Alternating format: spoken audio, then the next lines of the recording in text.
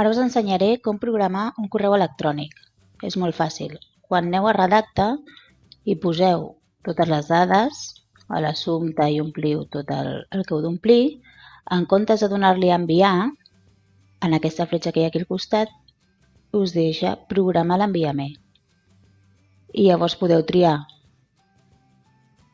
la data en la que voleu enviar i l'hora. Triar data i hora, trieu la data i l'hora, imagineu que poso demà i canvio a les 11.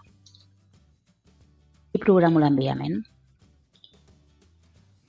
Ara veieu, s'us afegirà aquí com una carpeta de programats i aquí podreu veure tots els correus electrònics que teniu programats. Així podeu enviar-los tots a la mateixa hora i al mateix dia.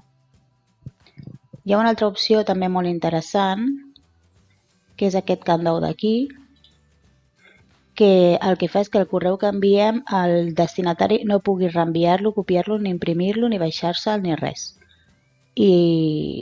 Però està molt bé. I té una data de caducitat.